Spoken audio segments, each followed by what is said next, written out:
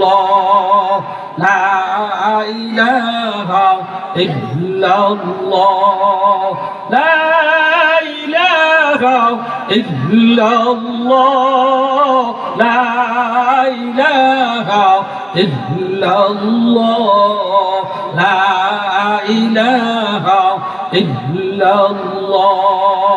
la ilaha illallah, la ilaha illallah, la ilaha illallah, la ilaha illallah, la ilaha illallah, la ilaha illallah, la ilaha illallah, la ilaha illallah, Muhammadur Rasulullah সাল্লাল্লাহু আলাইহি ওয়াসাল্লাম। আমরা সকলে বলি আলহামদুলিল্লাহ। আর একটু জোরে বলা যাবে ভাই? একটু আওয়াজ করে সকলে জোরে সোরে বলি আলহামদুলিল্লাহ। আল হক শালজান যুব সমাজ ও এলাকাবাসীর উদ্যোগে আয়োজিত আজকের এই তাফসীরুল কোরআন মাহফিলের সম্মানিত সভাপতি সাহেব, মুআজ্জাজ ও মুকাররম আল্লাহর হাবিবের কলিজার টুকরা হযরত বুজুর্গ উলামায়ে কেরাম, আল্লাহ পাকের প্রিয় বান্দা জনাব রাসূলুল্লাহ সাল্লাল্লাহু আলাইহি ওয়াসাল্লামের আশিকিন মুহিব্বিন উম্মতগণ, পর্দার আড়ালের আমার মা ও বোনগণ, আল্লাহ পাক রব্বুল আলামিনের দরবারে লাখো কোটি শুকরিয়া আদায় করছি যে মহান রব্বুল আলামিন আপনাকে আমাকে এই ফিতনা ফাসাদের জামানায় দুর্যোগময় অবস্থার মধ্যে এই শীতের মধ্যে দীর্ঘ রাত্র পর্যন্ত এমন একটা মজলিসে আল্লাহ তাআলা আপনাকে আমাকে বসায় রাখছেন, যেই মজলিসটাকে আল্লাহর নবী বেহেশতের বাগানের সঙ্গে তুলনা করছেন। যেই মজলিসের মধ্যে বসলে আল্লাহ বান্দার গুনাহগুলি মাফ করে দেন, যেই মজলিসে বসলে বান্দার সঙ্গে আল্লাহর সঙ্গে একটা ভালো সম্পর্ক স্থাপন হয়ে যায়। এবার একটু বন্ধ করে দাও, একটু কমায় দাও।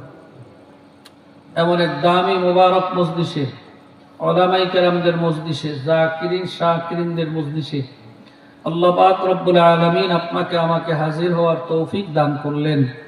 এতে আমরা সবাই খুশি না বেজার ভাই? যারা খুশি হতে পারলাম তারা আরেকবার শুকরিয়া আদায় করি, সকলে বলি আলহামদুলিল্লাহ। এই যে আপনারা দীর্ঘক্ষণ পর্যন্ত বসে আছেন, এখন অল্প কিছুক্ষণের মধ্যেই আখির মুনাজাত হবে।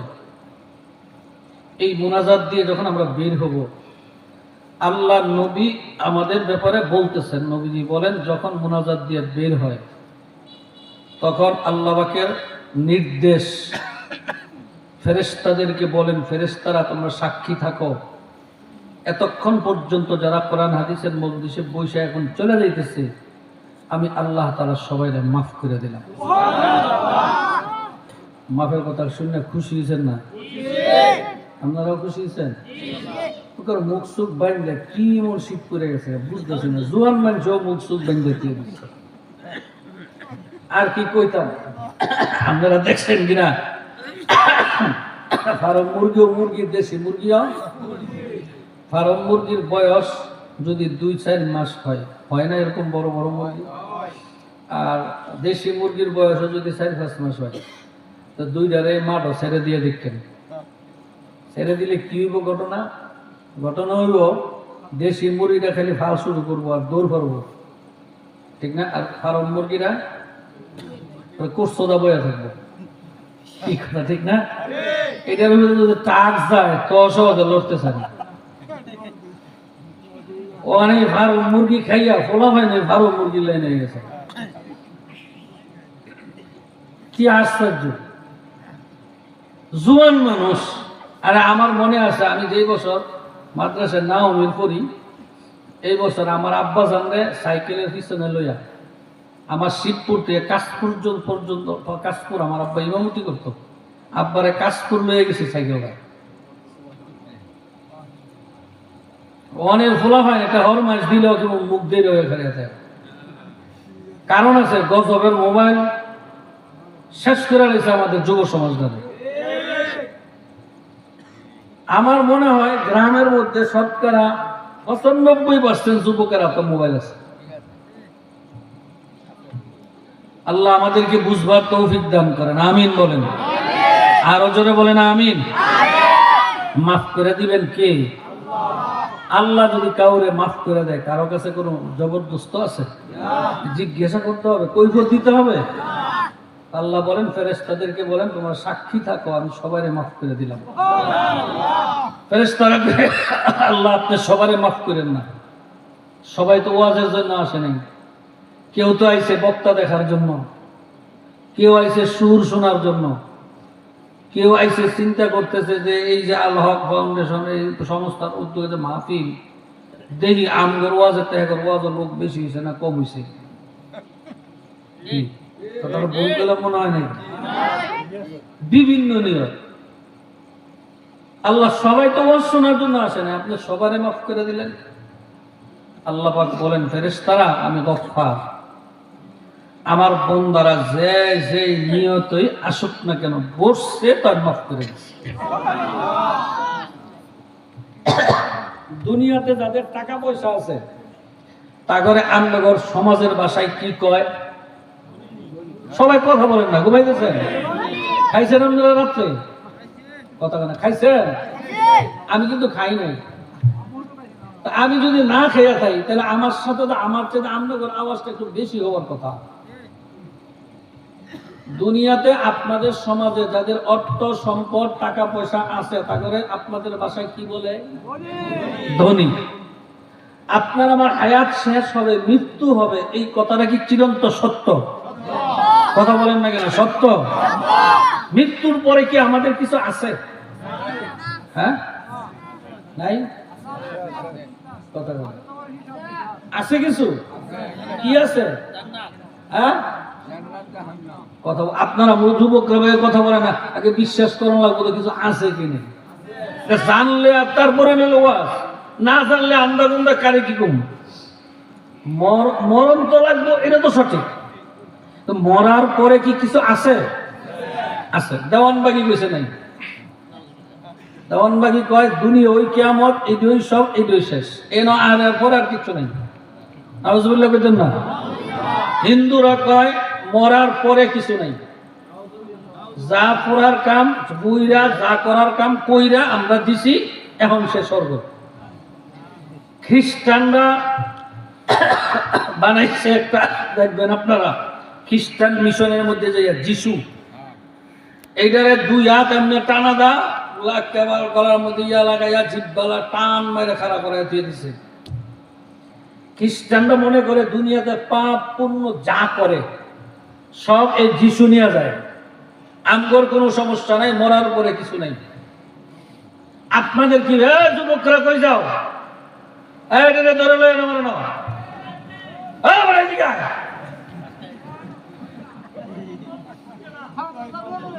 ডং ডাং শুরু করছে।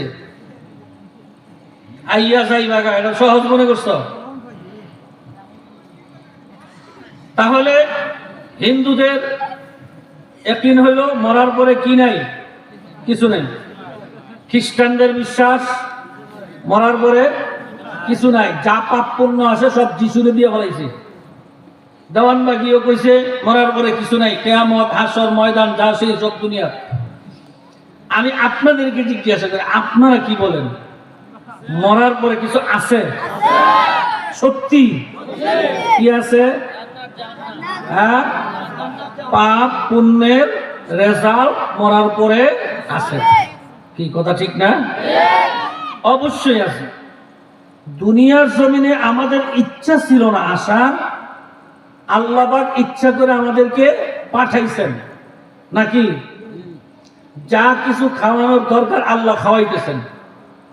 এরপরে দুনিয়ার জমিনে একদল মানুষ ধনী, আরেক দল মানুষ গরিব। গরিবেরও হাত পা আছে, ধনীরও হাত পা আছে, চোখ আছে, নাক আছে, কান আছে, সব আছে। বড় লোকেরও আছে, বড় লোকেও মৃত্যু হয়, গরিবেরও মৃত্যু হয়। দুনিয়াতে বড় লোক কারা? যারা অর্থ আছে, সম্পদ আছে। এই বড় লোকেরা, ধনী লোকেরা এখান থেকে গাবতলি বাজারও গেলেও অটো তালাশ করে, রিক্সা তালাশ করে। একটু বড় লোক হইলে হুন্ডার কিনা ফলায়। কি কথা ঠিক না বেরিয়ে বলেন? আর একটু বড় লোক হইলে তো প্রাইভেট গাড়ি কিনে। এরপরে যদি আরো উচ্চ বড় লোক হয় তাহলে হেলিকপ্টার দিয়ে আকাশের উপর দৌড়ে। তাহলে দুনিয়ার জমিনে টাকা থাকলে তাকে ধনী বলে, তার চলা ফেরা, কাপড় চোপড়, ঔষধ, চিকিৎসা যা কিছু আছে সব ভিন্ন অবস্থানে হয়। আল্লাহ রসুল বলেন, মরার পরেও একদল মানুষকে আল্লাহ তাআলা ধনী বানিয়ে দিবেন। সুবহানাল্লাহ। মরার পরে কারা ধনী হবে? পয়গম্বর আলাইহিস সালাতু ওয়াস সালাম বলেন, এই দুনিয়ার জমিনের উপরে যার আমলনামায় যত বেশি নেকি সওয়াব জমা থাকবে, মৃত্যুর পরে আল্লাহ তাআলা তাতে তত বেশি ধনী বানিয়ে দিবেন। দুনিয়াতে ধনী হওয়ার জন্য টাকা পয়সার মুআমেলা, আখিরাতে ধনী হওয়ার জন্য নেকি সওয়াবের মুআমেলা। কি কথা বুঝছেন? সবাই বুঝতে পারছেন? দুনিয়াতে যদি গরিব হয়, ঠিক মতো ঔষধ কিনতে পারে না, ভালো কাপড় কিনতে পারে না, ভালো করে কিছু খাওয়া দাওয়া করতে পারে না, তেল থাকলে নুন থাকে না, নুন থাকলে এটা থাকে না, ওটা থাকলে ওইটা থাকে না, ছেলে মেয়েদের মনের চাহিদা পূরণ করতে পারে না, বাবার অন্তরের মধ্যে শুধু জ্বালা আর যন্ত্রণায় জিদ্দিন কাটায়। সারাদিন মোড়ের জমিনে মুনি খাইটা কাম কইরা 2500 টাকা 1000 টাকা যাই কামাই করে, সন্ধ্যার সময় বাজারে গেলে হুয়ের আগে তার টাকাটি শেষ হয়ে যায়, ঋণের উপরে ঋণের বোঝা মাথায় পড়ে থাকে। একটা গরিবের দুনিয়ার জমিনে যেমন অশান্তিকর সময় মনে হয়, মৃত্যুর পরে যার আমল নামায় নেকি থাকবে না, তার আখিরাতের জিন্দেগিও এরকম কঠিন অবস্থা হয়ে দাঁড়াবে। এই জন্য আমার নবী বলেন, আর দুনিয়া মাজরাতুল আখিরাহ, দুনিয়াটা আল্লাহ তাআলা আখিরাতের জমি বানাইছেন, ফসল করার জায়গা বানাইছেন। বিদেশে টাকা কামাই করবে, সুখ করবে, বাংলাদেশে দুনিয়ার জমিনে নেকি কামাই করবে, সুখ আর শান্তি করবে মরণের পরে। ঠিক না বেরি? জোরে বলেন। আজকে যে মাহফিলে আপনারা তাফসীরুল কোরআন মাহফিলে আসছেন, আপনাদেরকে মুনাজাতের পরে সবাইকে 100 করে টাকা দেওয়া হবে, এই কথার ঘোষণা মাইকে শুনছেন না একবারও? হ্যাঁ, একবারও শুনেন না? কি কয়েকটা 50 টাকা তো অবশ্যই দিতে পারে, 10 টাকা তো মিস নেই। তাহলে মনে হয় বিরিয়ানি আছে, খিচুড়ি। কি স্বার্থে, কি স্বার্থে রাত্রটা জাগ্রত করে এই শীতের মধ্যে কচ্ছর মুরগির মতো চুপচাপ এইভাবে রাত্র পর্যন্ত বসে রয়েছেন? নাই কোনো টাকা, নাই কোনো খাওন, নাই কিচ্ছু। কারণটা কি? এইটাই তো আমাদের বড় বুঝার বিষয়। এখানে আসছি আমরা শুধুমাত্র নেকি কামাই করার জন্য। ঠিক না বেটি বলেন? নামাজ পড়ি কেন? আল্লাহর সন্তুষ্টি কেন কইছে? বুয়া কথা। যদি আপনাদেরকে যদি নামাজের সওয়াবের কথা না শুনাইতেন, জাহান্নামের কথা না শুনাইতেন, জান্নাতের আশার কথা না শুনাইতেন, একজনও নামাজ পড়তেন না। কি কথা ঠিক না? অনেক কিছু লাভ। যত আলেমের কাছে যাইবেন, যত পীরের কাছে যাইবেন, যে কোনো নেকের আমল করবেন, আপনারে আগে লাভ দেখাইব। কি কথা ঠিক না? সুবহানাল্লাহ বলেন। সবাই তো কইলেন না, যারা কইছেন তাদের জন্য জান্নাতের মধ্যে একটা গাছ লাগানো হয়ে গেছে। যে গাছটার ছায়া নবীজি বলেন তেজস্বী ঘোড়া 500 বছর দৌড়াইলে যতটুকু এরিয়া ঘুরতে পারবে, সুবহানাল্লাহ বলার গাছটা এর চেয়ে আরো বড় হয়ে গেছে। 2 গাছ হয়ে গেছে, 3টা গাছ হয়ে গেছে, 4টা গাছ হয়ে গেছে, 5টা গাছ হয়ে গেছে, 6টা গাছ হয়ে গেছে। যত সুবহানাল্লাহ বলবেন জান্নাতে এমন গাছ হইতেছে। সারাদিনে যদি 1000 বার সুবহানাল্লাহ বলেন, 1000 গাছ জান্নাতে হয়ে গেছে। এটা কি লাভ না লস? অন্য হাদিসে, বুখারীর হাদিসে নবীজি বলেন, কেউ যদি একবার সুবহানাল্লাহ বলে তার আমলনামায় 100 নেকি জমা হয়। সাহাবায়ে কেরামরা বলেন নেকি কি, সব কি রে, কি দেখা যায় না তো? নবীজি বলেন ওই যে উহুদ পাহাড়টা দেখো, 3 মাইল উঁচা, 3 মাইল 3 মাইল লম্বা, নিচের দিকে চাইয়া উহুদ পাহাড়ের উপরের দিকে তাকাইলে চুরি পড়ে যায়, এত উঁচা। এই পুরো পাহাড়টা যদি আমি যখন হজে গেলাম, যে দেখি লেখা আছে এই উহুদ পাহাড়টা 8 কিলোমিটার লম্বা। আগে আমি জানতাম 3 কিলোমিটার, না ওখানে যে দেখি 8 কিলোমিটার লম্বা। বিশাল পাহাড়, দেখা অনেক মুশকিল। এই পাহাড়টার দিকে চাইলে মনে হয় যে এখনো যেন তার পাহাড় থেকে চোখটা বাইয়া বাইয়া যেন পানি পড়তেছে, কারণ এই পাহাড় তো দেখছে আমার নবীর শাহাদত, দন্দন মোবারক যে শাহাদত করছে এই উহুদের প্রান্তে, এই পাহাড় দেখছে। আজও মনে হয় যে উহুদ কাঁদতেছে আল্লাহর কাছে, তার পাহাড়ের অবস্থান এমন দেখা যায়। সেই উহুদ পাহাড়ের পাশেই 70 জন সাহাবী, আমির হামজা সহ 70 জন সাহাবীদের কবর এক জায়গায় আজও আছে। এমন কোন হাজি নেই, এমন একটা হাজিও নাই এই উহুদ পাহাড়ের পাশে যাইয়া এই সাহাবীদের লাশের পাশে দাঁড়াইয়া কান্দে না, এমন একজন হাজিও নেই। এমন এক জায়গা নবীজি বলেন এই যে উহুদ পাহাড়টা দেখো, পুরা পাহাড় যদি স্বর্ণের হয়, আর এই স্বর্ণের মালিক যদি একজনে হয়, আর এই স্বর্ণ যদি একজনে বিক্রি করলে যেই পরিমাণের মূল্য পাবে, আল্লাহর কাছে আমার উম্মতের ছোট্ট একটা নেকির পাওয়ার মূল্য দাম এর চেয়ে অনেক বেশি। যত নেকি কামাই করবেন, যত ভালো কাজ করবেন, প্রতিটা ভালো কাজের প্রতিদান আল্লাহ আপনার আমলনামায় নেকি দিয়ে দিবেন। সুবহানাল্লাহ। এই যে মাহফিলে বসছেন, মুনাজাতের পরে যাইবেন, কমপক্ষে 50 লক্ষ নেকির কম আর লেখা হইতে পারে না। আল্লাহু ইউদাইফু লিমান ইয়াশা, আল্লাহ ইচ্ছা করলে 50 লক্ষ কেন, 50 কোটি কেন, এক সেকেন্ডেও আল্লাহ তাআলা কোটি কোটি নেকি তার আমলনামায় দিয়ে দিতে পারেন। সুবহানাল্লাহ। খলিফাতুল মুসলিমিন হযরত ওমর, হযরত আবু বকর সিদ্দিক রাদিয়াল্লাহু তাআলা আনহুকে বলতেছেন, ভাই আবু বকর, আমি ওমরের সারা জীবনের নেকি তোমাকে দিয়ে দিব, তুমি শুধু আমাকে এক রাত্রের নেকি দিয়ে দাও। সুবহানাল্লাহ। জোরে বলেন, আর একটু জোরে বলেন সুবহানাল্লাহ। ওমর বলেন আমি ওমর সারা জীবনের নেকি তোমারে দিয়ে দেই, তুমি শুধু একটা রাত্রের নেকি আমাকে দিয়ে দাও। আবু বকর বলেন কোন রাত্র? ওই যে গুহার মধ্যে যে আল্লাহর হাবিবকে তোমার উরাতের উপরে মাথা দিয়ে ঘুম পাড়াইছিলা, ওই এক রাত্রের নেকি আমাকে দিয়ে দাও, আর আমি ওমরের সারা জীবনের নেকি তুমি নিয়ে নাও। হযরত আয়েশা সিদ্দিকা রাদিয়াল্লাহু তাআলা আনহু আল্লাহর নবীর কাছে প্রশ্ন করেন, নবী গো, আকাশের তারকা পরিমাণের নেকি কারো আমলনামায় আছে আপনার সাহাবীদের মধ্যে? নবীজি বলেন, হ্যাঁ, হযরত ওমরের আমলনামায় আসমানের তারকা পরিমাণ নেকি জমা আছে। আল্লাহর হাবিব আয়েশার চেহারার দিকে তাকায় আছেন আর বলেন, আয়েশা, কেন তুমি খুশি হও নাই? বলে, আমার আব্বার কথা যে আপনি বলেন নাই, আমার আব্বা কি আকাশের তারকা পরিমাণ নেকি কামাই করতে পারে নাই? আল্লাহর নবী বলে, শোনো আয়েশা, তোমার আব্বা, আমারও আব্বা, আমার শ্বশুর, আমার প্রিয় সাহাবী হযরত আবু বকর এক রাত্রে যেই নেকি কামাই করছে, আল্লাহ পাক এক রাত্রের নেকি আসমানের তারকার চাইতো আরো অনেক বেশি তার আমলনামায় জমা করে বলেছে। এই জন্য ভাইও খুব ভালো করে বুঝবেন, 7 দিনে যদি একদিন খাই তাও দুনিয়ার জিন্দেগি চলতেই থাকবে।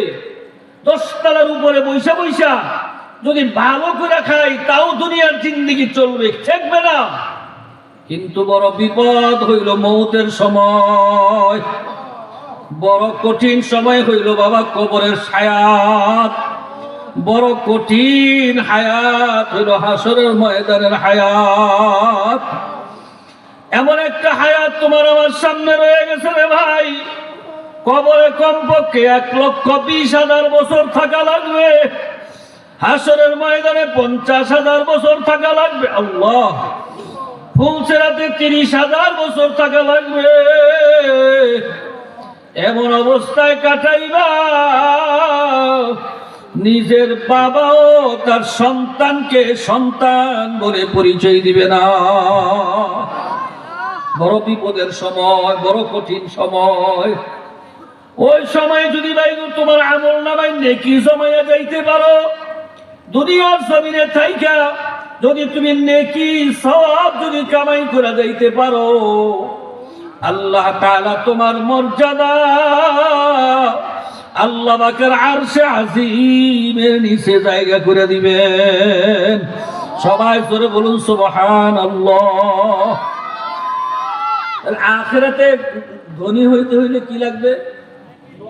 কথা না সবাই কোন নেক লাগবে, সওয়াব লাগবে। কি কথা ঠিক না?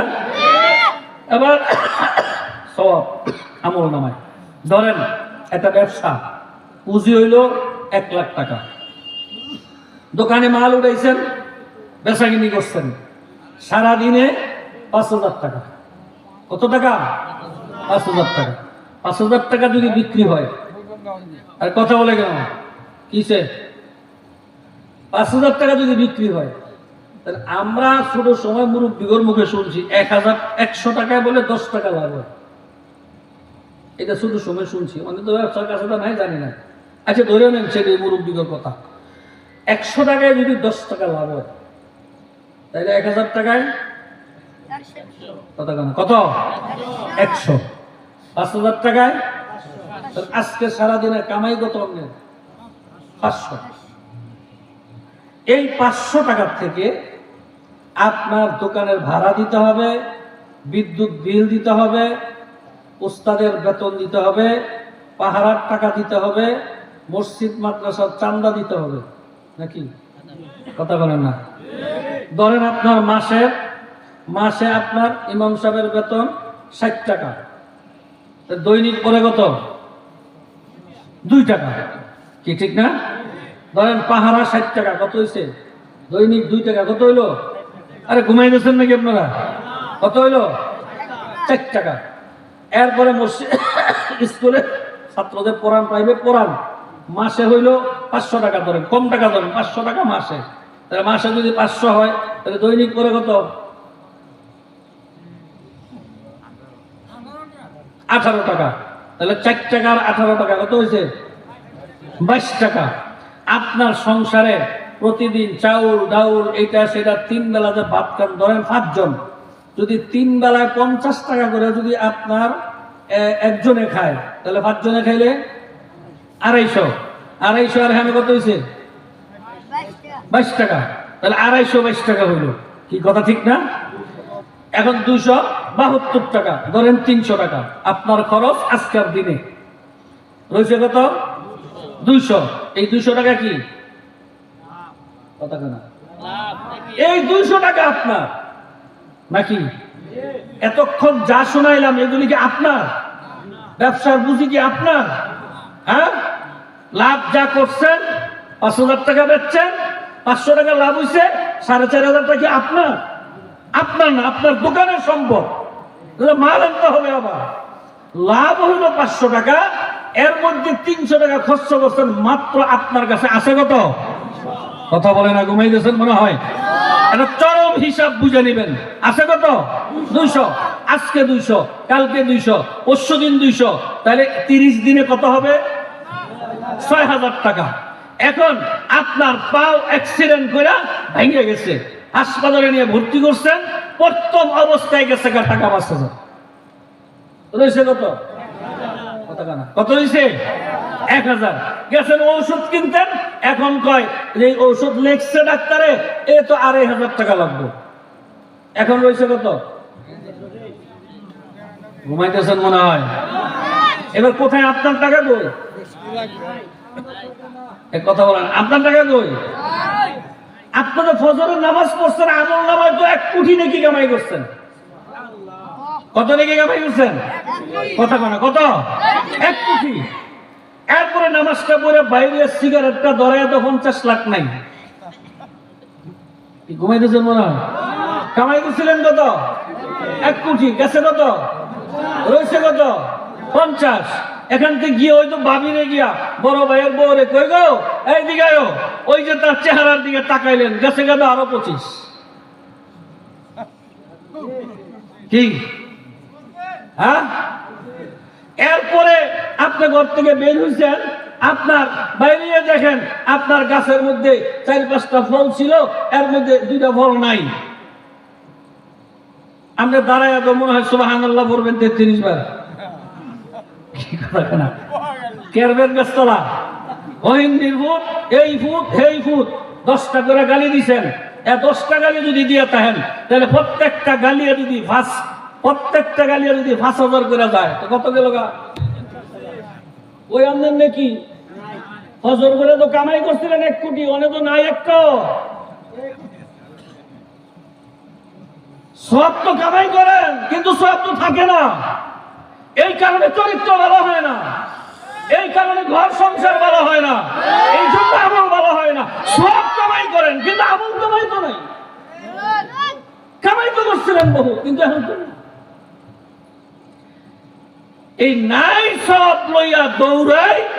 এই জন্য চোখে পানিও নাই, কান্নাও নাই। আপনার কথা আপনার ছেলেও শুনে না, আপনার বউও শুনে না, আপনার জমিনেও শুনে না।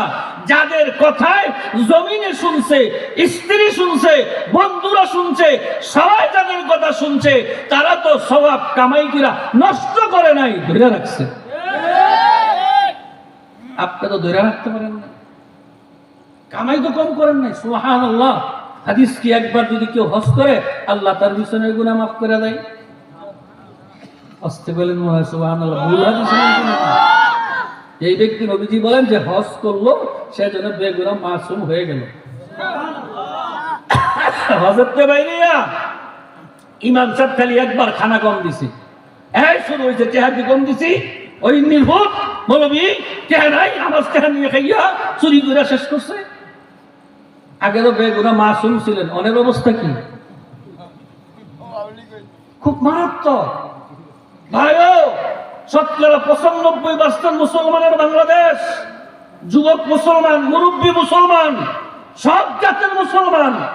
সাহাবাই কেরামের জমানায় এত মুসলমান ছিল না, মাত্র 313 জন। 3000-এর উপরে জয়ী হয়ে চলে আসছে। আর 95% মুসলমানের দেশে মুসলমান গলা ফুলায় কথা বলতে পারে না, মুসলমানের জিন্দেগি নিজের মধ্যে কায়েম করতে পারে না, রাষ্ট্রের কায়েম করতে পারে না, সমাজে কায়েম করতে পারে না। কারণটা কি? মুসলমান তো আছে, পুঁজি তো নাই। লাভ তো খাইব দূরের কথা, আসলে তো শেষ করে বলাইছে। এই জন্য ভাইগণ নেকি কামাই করো, নেকি ধরে রাখো। এই জন্য আল্লাহ তাআলা কুরআনুল কারীমে শিখিয়ে দিয়েছেন, ইহদিনাস সিরাতাল মুস্তাকিম, ইহদিনাস সিরাতাল মুস্তাকিম। আসেনি কোরআন শরীফ ভাই? ইহদিনাস সিরাতাল মুস্তাকিম। আল্লাহ তুমি আমাকে সহজ সরল পথ দেখাও, সহজ পথ দেখাও, হেদায়েতের রাস্তা দেখাও, ভালো রাস্তা দেখাও। কারণ খারাপ রাস্তা দেখাইও না, যদি আমি খারাপে উঠা যায় ভালো কাইটা যাবে, আর যদি খারাপে না উঠি ভালো যদি আমি থাকতে চাই আর থাকতে পারি, আমার আমল নামায় নেকি জমবে।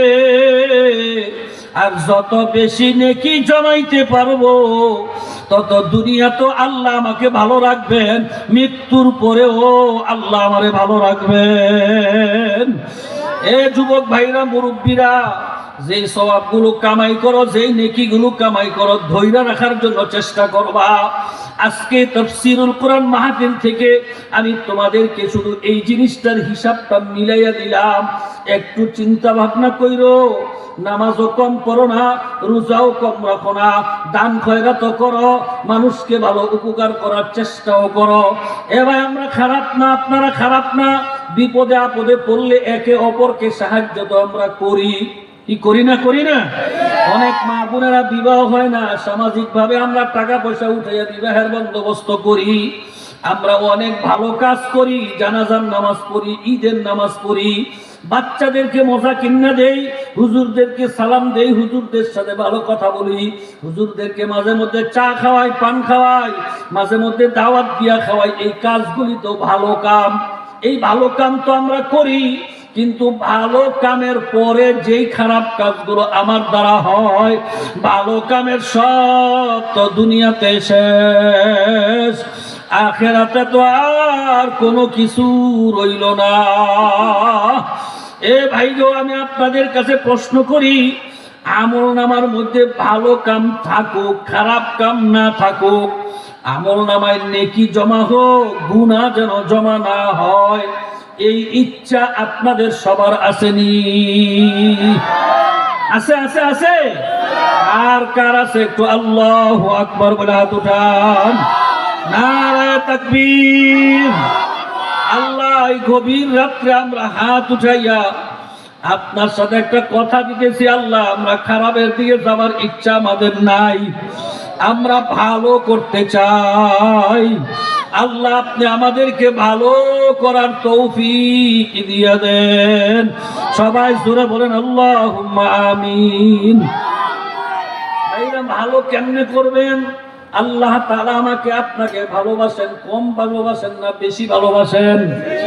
কে কে বেশি ভালোবাসেন? আমরা আমার আল্লাহকে যতটুকু ভালোবাসি, মহাব্বত করি, তার চাইতে আমার আল্লাহ আপনাকে আমাকে কম ভালোবাসে না বেশি? সে আল্লাহ তাআলা আমাদেরকে মায়া করে বলে, বান্দা, যদি তোমাদের আমল যদি ঠিক রাখতে চাও, তোমাদের নেকি যদি জমাইয়া বেশি বাড়াইতে চাও, আমি আল্লাহ তোমাদেরকে পন্থা দেখাইলাম। ইত্তাকুল্লাহ, সদা সর্বদা তোমাদের অন্তরে আমি আল্লাহর ভয় পয়দা করো। সবাই জোরে বলুন সুবহানাল্লাহ। কার ভয়? জোরে বলেন, কার ভয়? আল্লাহর ভয় কাকে বলে?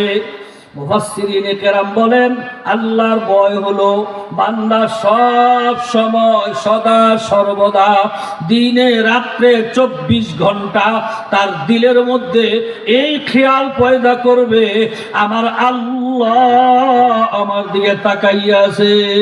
আল্লাহ, এ যুবক ভাইরা, মুরব্বী বাবারা, আমি আপনাদের কি চাই বলেন তো? আমার আল্লাহ কি সব সময় আপনার আমার সব কিছু দেখে না? দেখে না। আল্লাহ প্রকাশ্য দেখে, গোপনে দেখে না।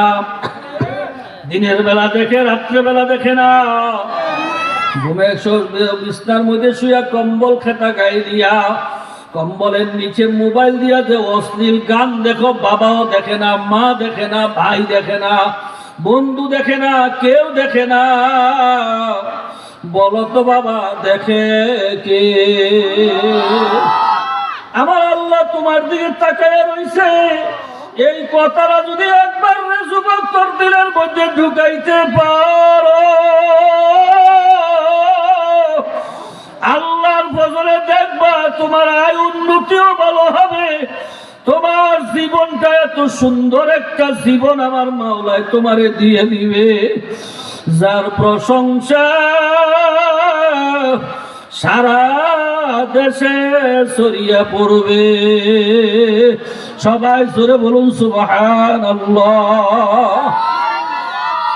হযরত ইমাম গাজ্জালী রাহমাতুল্লাহ আলাইহি বলেন, যেই বান্দা বান্দি আল্লাহর ভয় অন্তরে পয়দা করিয়া চলে, এমন বান্দাকে আমার আল্লাহ দুনিয়া এবং আখিরাতে আল্লাহ যেমন অসীম, তার পক্ষ থেকে গাইবি খাজানাও বান্দারে দিবে অসীম। বান্দা কোনোদিন কল্পনাও করতে পারে না এতগুলি আমি কেমনে পাবো, বান্দা চিন্তাও করতে পারবে না, বান্দা ভাবতেও পারে না। হযরত ওমর ফারুক রাদিয়াল্লাহু তাআলা আনহু, তিনার অভ্যাস ছিলেন প্রতিদিন রাত্রেবেলা একা একা ঘর থেকে বের হইয়া প্রতিটা গ্রামের ভিতরে ঢুকতেন, মানুষের বাড়ির পাশ দিয়া তিনি হাঁটতেন, হাঁটতে হাঁটতে যাইতেন আর শুনতেন কারো ঘরের মধ্যে কোনো অসুস্থ রোগী আছে কিনা, কারো ঘরে কোনো অভাব আছে কিনা, কারো ঘরে কোনো কষ্টের কান্না শোনা যায় কিনা। তিনি ঘুরে ঘুরে দেখতেন।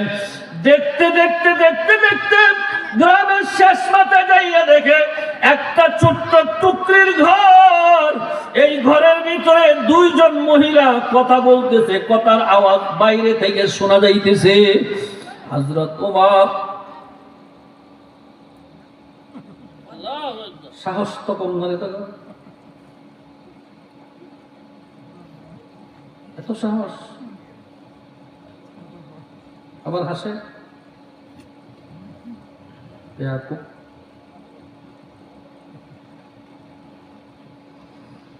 আল্লাহ বুঝার তৌফিক দান করেন, আমিন বলেন।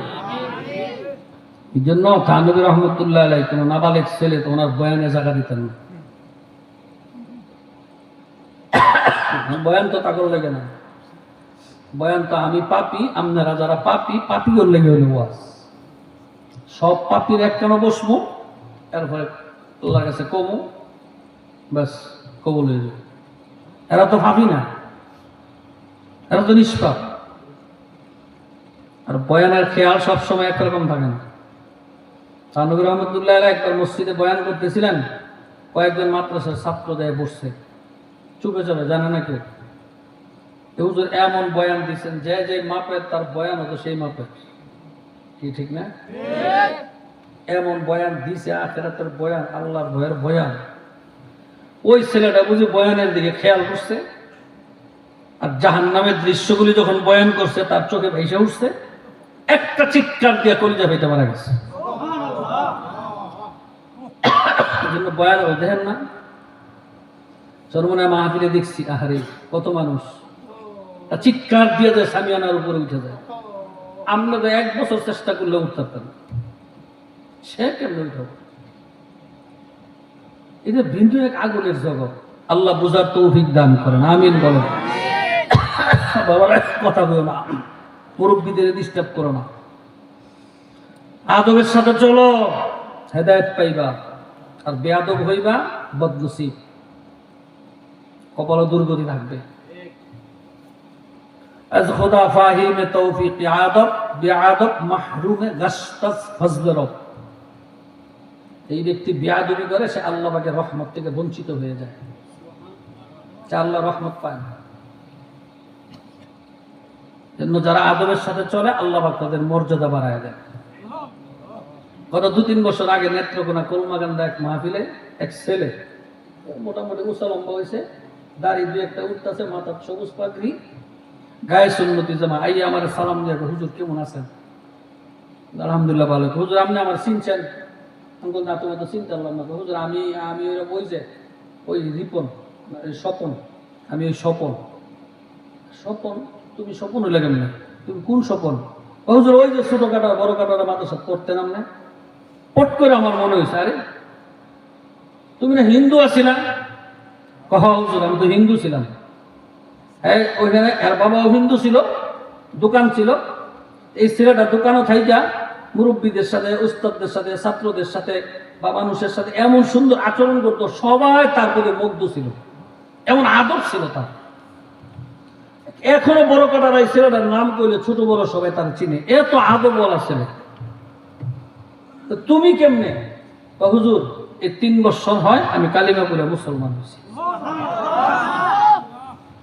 মনে মনে ভাবলাম যে আদবের মধ্যে যে হেদায়েত, বেয়াদবির মধ্যে যে হেদায়েত নাই, এটা তার বাস্তব তাজ্জলিমান প্রমাণ। যুবক ভাইরা আসো, নামাজ পড়ো না, রোজা রাখো না, ভালো কথা, যখন পারো পড়বা, বুঝার লাই দিলে করে নিবা, কিন্তু খবরদার কখনো মা বাবার সাথে, মুরব্বীদের সাথে, বড়দের সাথে বেয়াদবিমূলক কোন রকমের আচরণ করবে না। তোমার বুঝে ধরলেও করবে না, না ধরলেও করবে না। একদিন না একদিন তুমি আল্লাহর ওলি হয়ে যাবে, দেখবা আল্লাহ তোমার হেদায়েতের নূর ঢেলে দিবেন, কোনো সমস্যা নেই। আর বেয়াদবি করবা, বড় মুফাসসির বেয়াদবি করছে, লাঞ্ছিত হয়ে গেছে। দেখছো না ওই যে, আরে এটার জাজ আল্লাহ আর কেমনে দেখাইবে, আল্লাহ কেমনে দেখাইবে। এই যে বাংলাদেশে ওলামায়ে কেরামের তাবলীগ লইয়া, এই যে সাদ সাহেবের যে গ্রুপের লোকেরা, একটা মানুষ ওই মুয়াজ বিন নূর, সে ইউটিউবে আইয়া আলেম উলামাদের ব্যাপারে বা অন্যান্য ব্যাপারে অনেক কঠোর কঠোর কথাবার্তা বলছে, যেগুলোর মধ্যে মাদ্রাসার ছাত্রদের কোনো আদবের লক্ষণ নেই। আর থাকবেও তো না, কারণ আদব তো মাদ্রাসার তোর পড়ে নাই, পড়লে তো আদব থাকতো না। পড়ছে কিনা তাও আমি জানি না, পড়তেও পারে।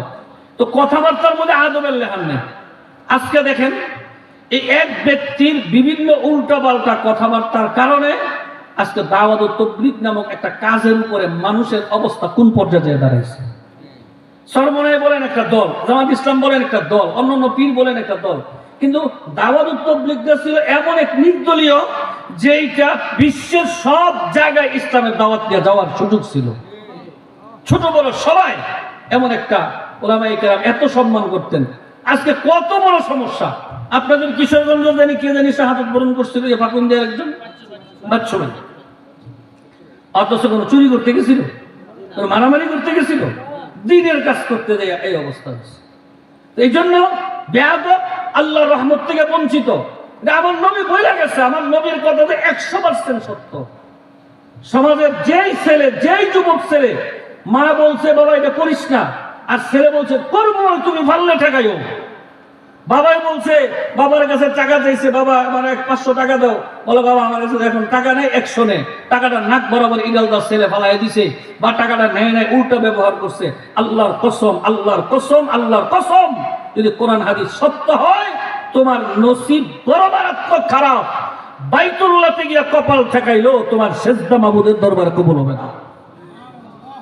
খুব মারাত্মক। যুবক বাবারা, নামাজ পড়ো না, রোজা রাখো না, ভালো পোশাক পরিধান করো না, পাঞ্জাবি পিন্ধো না, টুপি পিন্ধো না, একদিনও তোমার কিছু বলবো না, কিন্তু খবরদার বেয়াদবি করবো না। মুরব্বীদের সাথে, মা বাবার সাথে, তাদের সাথে বেয়াদবি করবো, তোর জীবন ধ্বংস হয়ে যাবে। এর 100% সত্য। আল্লাহ বুঝার তৌফিক দান করেন, আমিন বলেন। আরো জোরে বলেন আমিন। কথা বলবেন না বাবা, চুপচাপ একটু খেয়ালের সাথে। আমি তো লম্বা কথা বলবো না, বেশি রাত্র কথা বলার অভ্যাস আমার নেই।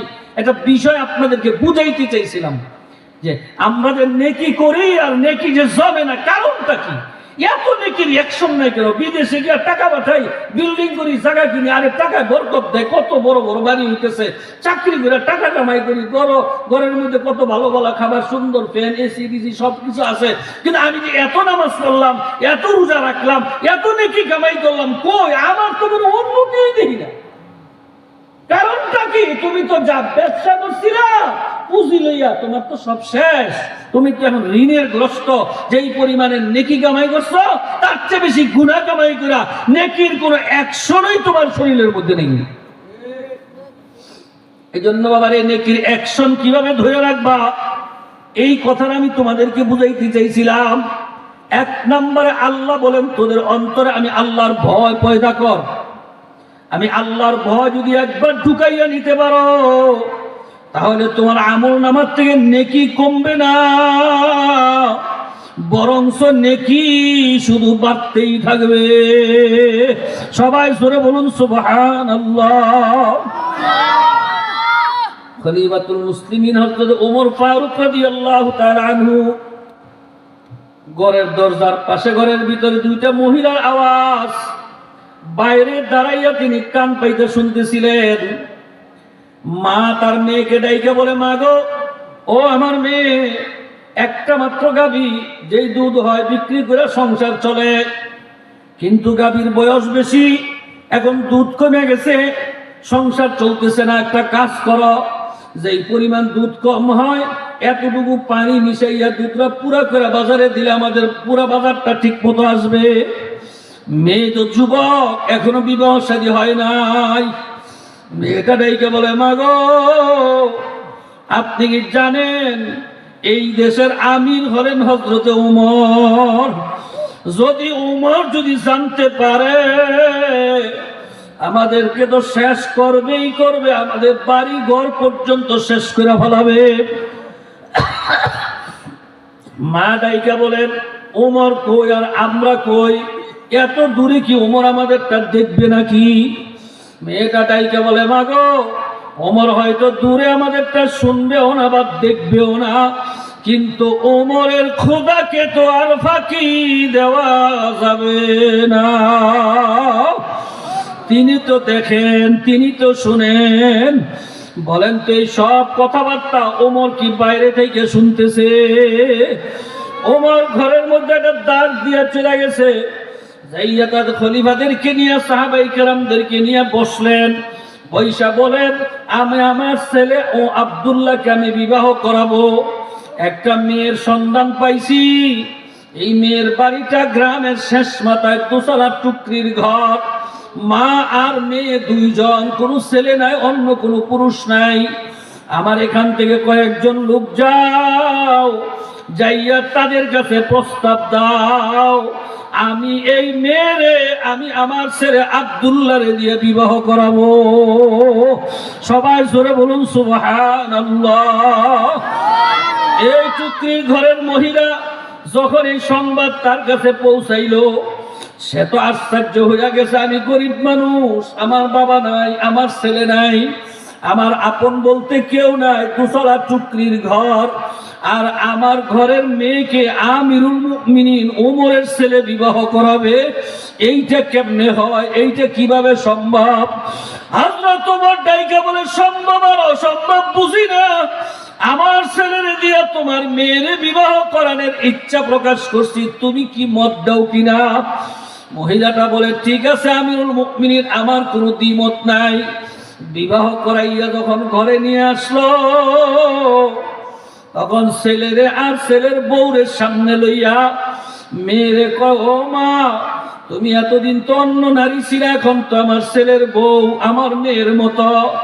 শোনো, আমি তোমারে কেন বিবাহ করছি, কেন আমার ছেলেরে দিয়ে বিবাহ করাইছি? তোমার তো সয় সম্পদ নাই, কিচ্ছু নাই, একটা জিনিস আমি তোমার কাছে পাইছি, সেইটা হলো আল্লাহ পাকের ভয়। আল্লাহ, এ ভাই, আল্লাহর ভয় নিয়ে দুধে পানি না দেওয়ার জন্য যে আল্লাহর ভয় অন্তরের মধ্যে তৈয়ার করা হলো, এতে করে আল্লাহ পাক কেমন নিয়ামত দিয়ে দিলেন। একটা রাখছে একেবারে টুকরির ঘরের মেয়ে, আজকে রাজপ্রাসাদের পুত্রবধূ, এত বড় নিয়ামত দিলেন কে? সে আল্লাহ কি এখনো আছে না নাই? অবশ্যই আছে। ও এলাকাবাসী ভাইরা, আল্লাহর ভয় দিলের মধ্যে পয়দা করো। যদি আল্লাহর ভয় ওয়ালা জিন্দেগি অর্জন করতে পারো, যখনই কোনো গুনার কামাইসা যায়, খেয়াল করো আমার মাওলা আমার দিকে তাকাইয়া রইছে। যখনই কোনো গুনাহ সামনে আসে, খেয়াল করো আমার মাওলা আমার দিকে তাকাইয়া রইছে। আল্লাহ, যখনই দাড়ি কামানোর সময় হয়, খেয়াল করো আমার মাওলা আমার দিকে তাকাইয়া রইছে। যখন বিড়ি সিগারেট হাতে লাও, খেয়াল করো আমার মাওলা আমার দিকে তাকাইয়া রইছে। যেই মাওলা আমার হাত চালাইতেছে, পাও চালাইতেছে, অঙ্গ প্রত্যঙ্গ চালাইতেছে, আমার মাওলা যদি আজকে আমার চাবির, আমার চোখের চাবির মধ্যে ঘুরান্ডি মারে, এমনিই তো আমি দুইটা চক্ষু অন্ধ হয়ে যাব। আমার মাওলা যদি কানের আওয়াজের চাবি দেয়, আমার কান দুইটা বন্ধ হইয়া যাইবে। আল্লাহ, আমার মাওলা যদি দুইটা পায়ের চাবি ঘুরাইয়া দেয়, এই পাও তো আর সামনের দিকে চলবে না। আমার মাওলা যদি আমার গলার আওয়াজের মধ্যে যদি চাবি মারিয়া দেয়, আমার এই গলা দিয়ে আমি তো আর কোনো কথা বলতে পারবো না। যেই মাওলা আমার সব কিছু দিল, সেই মাওলারে দেখায়া দেখায়া মাওলার নাফরমানি করা কোন মানুষের পক্ষে সম্ভব হবে না। হে যুবক, হে বুড়া বাবারা, একটু আমার মাওলারে ভয় কর রে বাবা। বাবা, তোদের পায়ে ধরে বলে যাই রে বাবা, দুনিয়াতে আমার মাওলারে ভয় কর। বহুতে শান্তি পাবি, কবরে শান্তি পাবি, হাসরের ময়দানে শান্তি পাবি। দুনিয়াতে আল্লাহর ভয়ওয়ালাদেরকে ইজ্জতের জিন্দেগি দান করবে, সারা দেশে তার প্রশংসা বাড়িয়ে যাবে। ভাইরা, চরমনার মরহুম বিশ্বাস, বর্তমান বিশ্বাস কোথায়? সেই বরিশাল, শত শত মাইল দূরে। অত সেই গ্রামেও সেই চরমনাই চিনে। কেন? কারণটা কি? আল্লাহর ভয় আছে। আল্লাহর ভয় ছিল, দুনিয়ার সব মানুষ চিনে। আল্লাহ, শামসুল হক ফরিদপুরি, সেই ফরিদপুর বাড়ি কত দূরে, সব আলেম উলামারা চিনে। কারণ কি? তাদের অন্তরে আল্লাহ আল্লাহর ভয় ছিল। তুমিও বাবা আল্লাহকে ভয় করো, আমার আল্লাহ তাকায়া রইছে। এই যোগ্যতাটা অর্জন করো, দেখবা তোমার নেকিও ঠিক থাকবে, নেকি বাড়তে থাকবে। দুনিয়াতেও বাদশা হবা, মৌতেও বাদশাহী করবা, আখিরাতেও বাদশাহী করবা। আর যদি বাবারে আমল নামায় নেকি না থাকে, কি যে কষ্ট হবে। আমার মাওলা সারা কেহ জানে না। যদি বাবারে আমল নামায় নেকি জমা থাকে, এই অবস্থা যদি মৌতের বিছানায় পড়িয়া যাও, স্বপ্নের মতো দেখতে থাকবা আল্লাহ পাকের 8টা জান্নাতের দরজা আমার মাওলায় খুলিয়ে দিয়েছে। জান্নাতের উপরে তোমাকে আমাকে ডাকতেছে আর বলবে আয় আল্লাহ আল্লাহ আয়। বান্দা তোর কোনো চিন্তা নাই, কোনো ভয় নাই। আল্লাহ মাইরে কি যে সুখ আর কি যে শান্তি। জান্নাত দেখতে দেখতে রুহু বের হইয়া যাইবে, জান্নাতের হুর গলমান দেখতে দেখতে রুহু বের হইয়া যাইবে। তোমার দুনিয়ার মানুষ গোসল দেওয়ার আগে জান্নাতের পানি দিয়ে গোসল দিয়া ফেলাইবে। দুনিয়ার মানুষ কাপড় পরানোর আগে জান্নাতের ফেরেশতারা কাপড় পরাইয়া ফেলাইবে। দুনিয়ার মানুষ জানাজার মাঠে আসার আগে ফেরেশতারা তোমার জানাজার মাঠ পরিয়া ফেলাইবে। দুনিয়ার মানুষ তোমার কবরে শোয়ানোর আগে ফেরেশতারা দাইয়া তোমার কবরটারে জান্নাতের বিছানা দিয়া, ফুল দিয়া, আতর গোলাপ দিয়া, মেশক আম্বার দিয়া তোমার কবরটারে সাজাইয়া রাখবে। মানুষগুলো মাটি দিয়া যখন চলিয়ে আসবে, ফেরেশতারা জান্নাতুল ফেরদাউসের গেট খুলিয়া দিবে। আরেকটা দরজা খুলে বলবে ওই যে তাকাইয়া দেখো রাহমাতুল লিল আলামিন। আল্লাহ আল্লাহ আল্লাহ আপনি আমাদের সবাইকে এইরকম নিয়ামত দান করিয়া দিন। আল্লাহ একজন মানুষকেও নিয়ামত থেকে মাহরুম করিও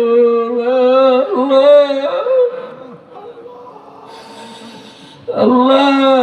বাবা যুবক রে, যদি আল্লাহর ভয় করতে না পারো, আর গুনাহ যদি ছাড়তে না পারো, বিড়ি সিগারেট খাওয়া ছাড়তে না পারো, নামাজ ঠিক মতন না ধরো, আল্লাহর ভয় অন্তরে পয়দা করতে না পারো, ভাবারে যখন তুমি মৌতের বিছানায় পড়িয়া যাইবা, স্বপ্নের মতো দেখবা আল্লাহর হুকুমে 7টা জাহান্নামের দরজা তোমার সামনে খুলিয়ে দেবে। জাহান্নামের সাপ বিচ্ছুগুলি হা করিয়া তাকাইয়া থাকবে। আল্লাহ আল্লাহ কি যে কষ্ট রে ভাই, এই কষ্টের ভাগ কেউ নিবে না। নবীজি বলেন জীবন্ত বকরি জবাই না দিয়া পায়ের থেকে চামড়াটা টান দিয়া খুললে যেই পরিবারের কষ্ট হবে, তার চেয়ে আরো বেশি কষ্ট হবে না পরিবারের মৌতের সময়। এবারে বাবারা, এ বেরোজগার বাবারা, এ যুবক ভাইরা, ও দাড়ি কামাইটা ভাইরা, কেমনে সহ্য করবি রে ভাই? তোর পাওনা আগায়া দেয়, আমি তোর পাও ধরে করে দেয় বাবারে। এই মৌতের কষ্ট সহ্য করতে পারবি না। আল্লাহ বাবা কার জন্য এত কিছু সাজাইতেছ, এত রং রং তুমি কার জন্য করতেছ, কারে ভালোবাসো? আবারে তোমার সাদা 3টা কাপড় দিয়া প্যাকেট করিয়া মসজিদের খাটের মধ্যে যখন চড়াইয়া দিবে, তাকাইয়া দেখো না তোমার লাশটা কেমন দেখা যায়। জানাজার নামাজের পরে তাকাইয়া দেখো তোমারে কোথায় নিয়ে যায়। বাড়ির বাগানে, বাঁশ বাগানে, ঝাড় তলায়, কবরস্থানে নিয়া 3.5 হাত ঘরের ভিতরে এতিমের মতো শোয়াইয়া দিয়া, বুকের উপরে সত্য বাঁশের ছাইনি লাগাইয়া মাটি দিয়া যখন সবাই যার যার ঘরে চলিয়া যাইবে, তোমার আমার ঘর এমন অন্ধকার, দরজা নাই, জানালা নাই, সাথী নাই, বাতি নাই। আল্লাহ বাইরা চোখটা বন্ধ করে একটু কবরের দিকে তাকাইয়া দেখো না কেমন দেখা যায়। দরজা নাই, জানালা নাই, সাথীও নাই, বাতিও নাই, কেউ নাই, ভাইগা যাওয়ার কোনো জায়গা নাই। আল্লাহ আল্লাহ রে, আমার নবী ফরমান, কোন নামাজি বেনামাজি সুদখোর ঘুষখোর নাফরমানের কবরে ডান পাশের মাটি বাম পাশের মাটি এমন ভাবে চাপ মারিয়া বসবে, এক পাশের হাড্ডি গুলো আরেক পাশে ঢুকাইয়া ফেলাইবে। আল্লাহ, কোন মেয়ে লোক পুরুষের কবরে একটা না দুইটা না 99টা সাপ তার কবরে জমা হইয়া যাইবে। বাবা, এই সাপ গুলি যখন পেঁচাইয়া পেঁচাইয়া এই মায়ার শরীরে তখন কামড় শুরু করিয়ে দিবে, ভাবারে কত চিৎকার করবি, কেউ তো তোমার চিৎকার শুনবে না। ছেলেও আপন না, মেয়েও আপন না, বন্ধু আপন না, কেউ আপন না। আমার মাওলা এক নম্বর আপন, আমার মাওলাই আপন, আমার মাওলাই আপন, আমার মাওলাই আপন, আমার নবী আপন। এই মাওলারে ভয় করো বাবা, পুঁজি কামাই করো, লাভ কামাই করো, আমল নামাই নেকি জমাও। আজকের এই মাহফিল থেকে সিদ্ধান্ত নাও, আমি তো এই জাহান্নামের আগুন সহ্য করতে পারবো না। বাবারে যদি না পারো, আজকে এই মুনাজাতের আগে দিলের থেকে একটু তওবা করার ইচ্ছা কি তোমাদের মনে জাগেনি? হুজুর, আমি তওবা করলাম, আর গুনার কাম করব না। এইরকম তওবা করার ইচ্ছা যাদের অন্তরে আছে, এরা একটু আল্লাহু আকবার বলে হাত উঠাও। নারে তাকবীর। চোখটা বন্ধ করিয়া দাও, মাথাটা নিচু করিয়া দিয়া দিলের চোখটা দিয়া দেখো, এই তো আমার আল্লাহ আমার সামনে তাকাইয়া রইছে। মুহাব্বতের সাথে ডাক দাও আল্লাহ, আরো মুহাব্বতের সাথে ডাক দাও আল্লাহ। ওয়াদা করছি আর তোমার হুকুম নষ্ট করব না, তোমার নবীর তরিকা নষ্ট করব না। আল্লাহ ওয়াদার উপরে আমাদের সবাইকে কবুল করে নাও। সবাই জোরে বলো আল্লাহুম্মা আমিন। আমার জন্য দোয়া চাই, আমিও দোয়া করি আল্লাহ যেন আমাদের সবাইকে ঈমান আমল মজবুত করিয়া মাওলা পাকের খাঁটি গোলাম বান্দা হইয়া কবরে যাওয়ার তৌফিক দিয়া দেন। আল্লাহুম্মা আমিন, আল্লাহুম্মা আমিন। ও ঘরের মা বোনেরা, হাত উঠাইয়া মাওলার দরবারে কান্দো আর মাপ চাও। মাগো, একদিন এই ঘর দিয়া নতুন বউ হইয়া আসছিলা গো মা, কত মানুষ তোমাকে শরবত খাওয়াইছে, বাতাস করছে। এমন একটা দিন গো মা তোমার কাছে আসবে, যেই দিন তোমার এই ঘর থেকে সাদা কাপড় পরাইয়া নতুন বউ সাজাইয়া চিরতরে বিদায় করিয়া দিবে। ছেলে কাঁদবে মা মা বলে, মেয়ে কাঁদবে মা মা বলে, জবাব তো আর দিবা না। ও মাবুদ গো, আমরা গুনাহগারের দল, পাপীর দল, আসামির দল, গোলামের দল। মালিক, বড় আশা করিয়া তোমার শাহী দরবারে হাত উঠাইলাম, দয়া করে মায়া করে তুমি আমাদের সবাইকে কবুল করে নাও। ইয়া আল্লাহ, তুমি যখন আমাদের দুনিয়ার জমিনে পাঠাইছিলে, আমাদের আমল নামায় কোনো গুনাহ ছিল না, কোনো পাপ ছিল না, কোনো অন্যায় ছিল না। এখন আমল নামার দিকে তাকাইয়া দেখি, কত নামাজ সারিয়া দেওয়ার গুনাহ আমল নামায় জমা হইয়া রইছে, কত রোজা সারিয়া দেওয়ার গুনাহ আমল নামায় জমা হইয়া রইছে, কত দাড়ি কামানের গুনাহ, কত সুদের গুনাহ, কত বিড়ি সিগারেট খাওয়ার গুনাহ, কত বেপরদার গুনাহ আমলনামায় জমা হয়ে রইছে। আল্লাহ তোমার নবী বলছে একটা গুনাহ নিয়ে যদি কেউ কবরে যায়, ফেরেশতারা হাতে পায়ে শিকল লাগাইয়া টানিয়া টানিয়া জাহান্নামের আগুনে নিক্ষেপ করিয়া দিবে। জাহান্নামের আগুনে কলিজারা বুনা হইয়া যাইবে। আল্লাহ মাবুদ গো, তোমার নবীজি বলছে গুনাহগারেরা কিয়ামতের ময়দানে কাঁদতে কাঁদতে চোখের পানি শেষ হইয়া যাইবে, চোখ দিয়া রক্ত আসতে থাকবে, রক্ত শেষ হইয়া পুষ আসতে থাকবে, তব জাহান্নামের কান্না শেষ হবে না। আল্লাহ, ইয়া আল্লাহ, এই মজলিসের দিকে তাকাইয়া দেখো, আমরা গুনাহগারেরা ভিক্ষুকের মতো তোমার কাছে হাত বাড়াইছি, মাফ করে দেন রে মাওলা, মাফ করে দেন। আপনি যদি মাফ না করেন বান্দার উপায় নাই। আল্লাহ, আল্লাহ, আপনি যদি মাফ নাই করবেন, এত রাত্র পর্যন্ত আমাদের কেন বসায় রাখছেন? এতক্ষণ বসায় রেখে গুনাহ মাফ না দিয়া এখন যদি বিদায় দেন, বলেন মাওলা আমরা কার কাছে যাবো? কেমন করে মাফ করবো?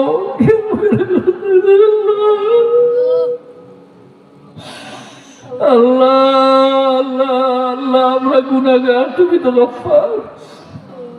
আল্লাহ, আমরা যদিও গুনাহগার, তারপরেও তো আমরা তোমার রাসূলের উম্মত। তোমার নবীর দিকে তাকাইয়া তুমি আমাদের জিন্দেগীর সমস্ত গুনাহ খাতাগুলি মাফ করে দাও। আল্লাহ, ইয়া আল্লাহ, আমরা যারা হাত উঠাইলাম জানি না আমাদের মধ্যে কার মা নাই, কার বাবা নাই। যার মা নাই, যার বাবা নাই, সে বুঝে মা হারা বাবা হারা দেখি কষ্ট। আল্লাহ, প্রতিদিন কত মানুষের চেহারা দেখি, আব্বার মতো এমন একটা চেহারা আর মিলাইতে পারি না। কত মানুষ কত মায়া করে ডাক দেয়, মার মতো এমন মায়ার ডাক তো আর কেউ দেয় না। আল্লাহ, আমরা গুনাহ করে বলাইছি। আল্লাহ, যাদের মা, যাদের বাবা এই মুহূর্তে অন্ধকার কবরে শুয়ে রয়েছে, বাবার কথা মনে হইলেই দেখা যায় এই তো আমার বাবা, এই তো আমার মা। আল্লাহ, আপনি আমাদের প্রত্যেকের মা বাবার কবরকে বেহেশতের বাগান বানাইয়া দেন। আল্লাহ, দাদা দাদি, নানা নানি, স্ত্রী পুত্র, আত্মীয় স্বজন, পরিবার পরিজন, তাম দুনিয়ার জমিনের নিচে যত মুমিন মুসলমান কবরে শুয়ে আছে প্রত্যেককে আপনি মাফ করে দেন। আল্লাহ, আল্লাহ, মাহফিলকে আপনি হেদায়েতের জন্য কবুল করে নেন। ইয়া আল্লাহ, কত আলেম ওলামাদের নিয়ে হাত উঠাইলাম, সাদা দাড়িওয়ালা ভাইদেরকে নিয়ে হাত উঠাইলাম। আল্লাহ, আমার যুবক ভাইদেরকে নিয়ে হাত উঠাইলাম। আল্লাহ, বেগুনা মাসুমদেরকে নিয়ে হাত উঠাইলাম। জানি না এই মজলিসে কাকে তোমার কাছে ভালো লাগছে, কার চোখের বাড়ি কবুল করছো, কার দিলটা তোমার কাছে দামি হয়ে গেছে। আল্লাহ, প্রত্যেকের মনের নেক আশা তুমি পূরণ করে দাও। আল্লাহ, আল্লাহ, যারা মাহফিল করলো, টাকা দিল, পয়সা দিল, খাটনি দিল, আমরা যারা হাজির হইলাম, আমাদের কাউকে আপনার খাঁটি গোলাম বান্দা না বানায়া এই মাহফিল থেকে বিদায় দিও না। ইয়া আল্লাহ, আমাদের সকলের দোয়াকে কবুল করে নাও। তোমার হাবিবের খাতিরে তুমি আমাদের দোয়াকে কবুল করে নাও। আল্লাহ, তোমার ভয় নিয়ে আমল করার তৌফিক দান করে দাও। সুবহান রাব্বিকা রাব্বিল ইজ্জাতি আম্মা ইয়াসিফুন ওয়া সালামুন আলাল মুরসালিন আলহামদুলিল্লাহি রাব্বিল আলামিন। সবাই বসেন, কেউ উঠছেন না, সবাই বসেন। কয়েক মর্তবা দোয়া ইউজ করবেন, খেয়াল করে পড়বেন। বালা মুসিবত, অসুখ বিসুখ, মামলা